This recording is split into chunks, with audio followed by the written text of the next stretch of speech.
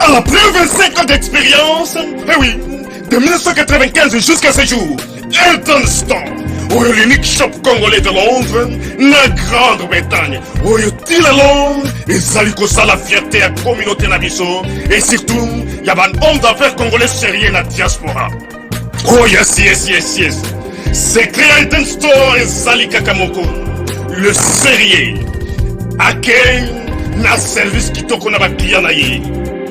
Avec ma produit naïe, où il y a première classe, il y a qualité supérieure. Oh, il y a ma bombe à Elton Store. Oh yes, mon climat bimbe yeba. Ma maman à Londres va confirmer. Elton Store, c'est le perso des produits cosmétiques. Il y a solo produits originaux. Et yes, les alipes perso, il y a produits alimentaires, naturels et organiques. Au travers de nos produits cosmétiques, Elton Store détient le secret. Secret à solo, où il y a posé à maman moi c'est qui toko.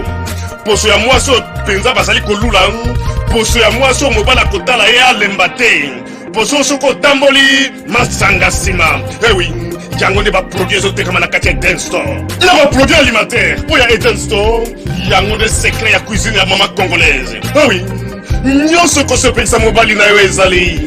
Pondu, matembele, ngai, ndole, fumbwa, ndunda, bilembwe, oyo nyonso penza, oyo kobonga pona cuisine na ezali. Oh yes, yes, yes. Olingi mobali na yo asepela na yo libela na libela. Olingi mobali na yo atala ka yo lokola mwasi azali kolula sika. Oh yes. Olingi mobali na sisa biloko nyonso tiela ka ye na mesa. Secret zali kaka moko. Elton Store.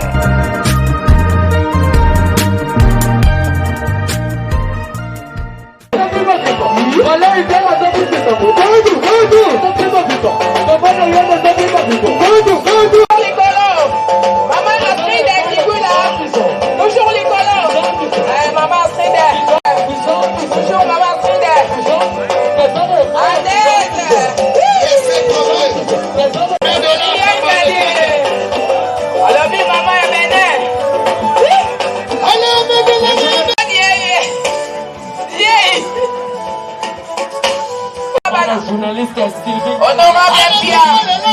Madame Honorable Pia, yo que lo coyo. Olumbu. Ma copine. Ma copine.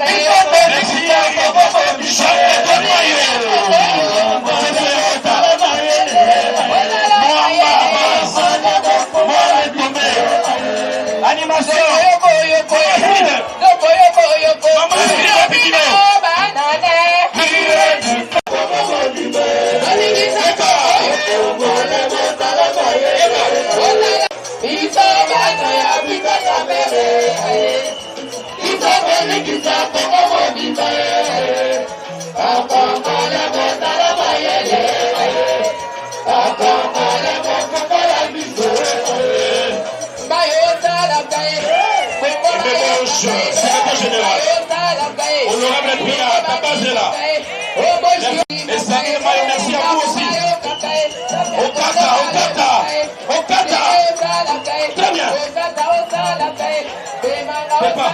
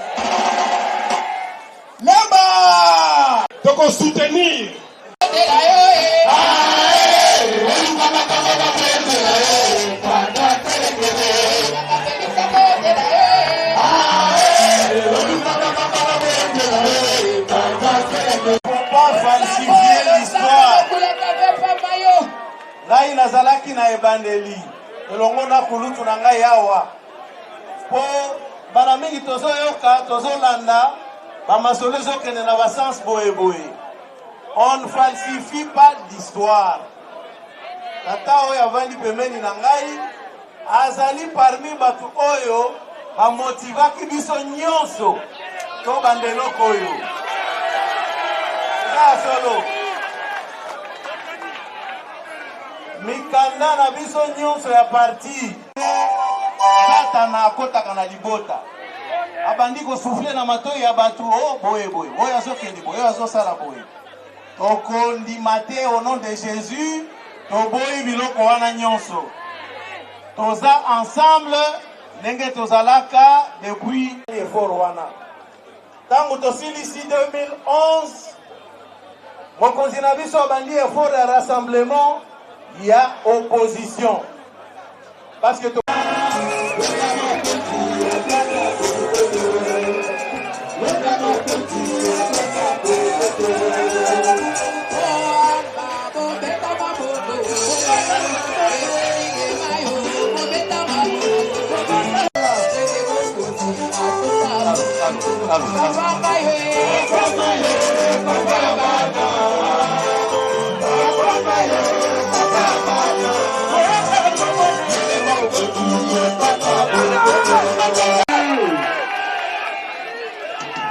tokangami kaka na ye pe aza kaka présent na biso toza na mosusu te honorable mete toyebi mosusu te message ya bamba ya liboso totindi yango en direction ya président national.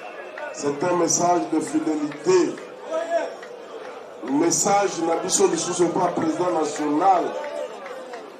En plus ya fidélité ezali prière.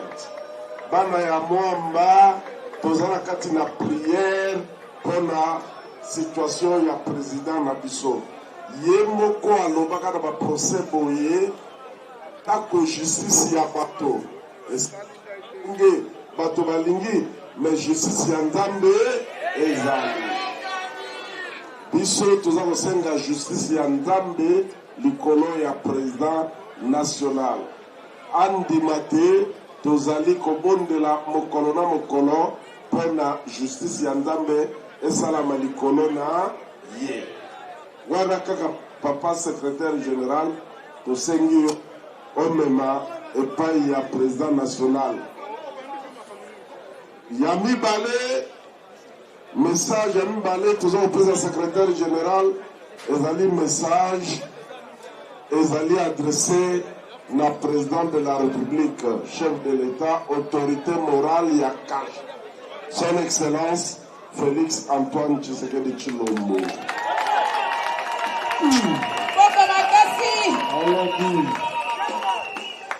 Honorable secrétaire général, tolingo yebisa mokonzi ya mboka ke atuka bana UNC Moamba. Et au-delà d'ailleurs, c'est ce qui est le cas, UNC Mobimba, nous demeurons fidèles aux accords de Nairobi qui ont créé CAF.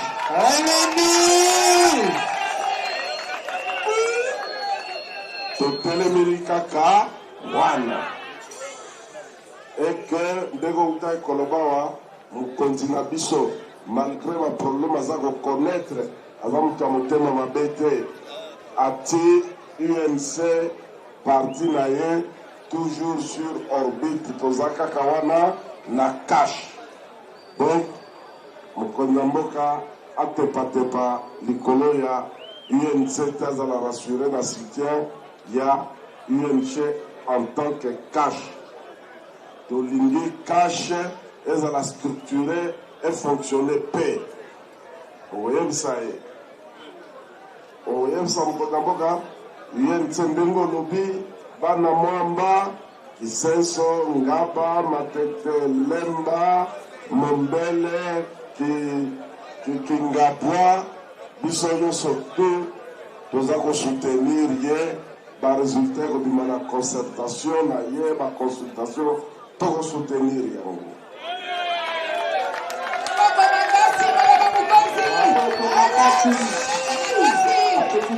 Est-ce que bana ya UNC Mwamba bokobanga? Est-ce que bino bokobanga?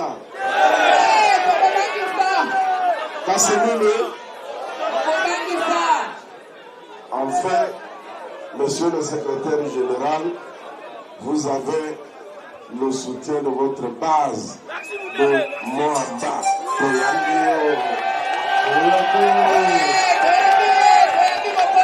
Tala ndenge bolingo ezali kati na biso.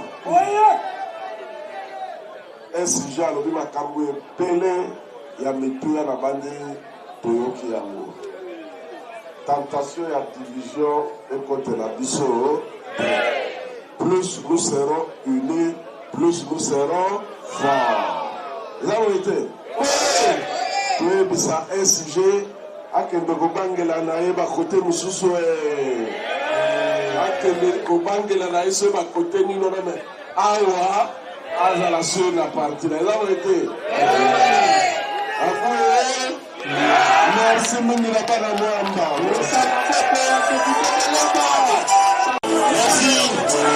Merci.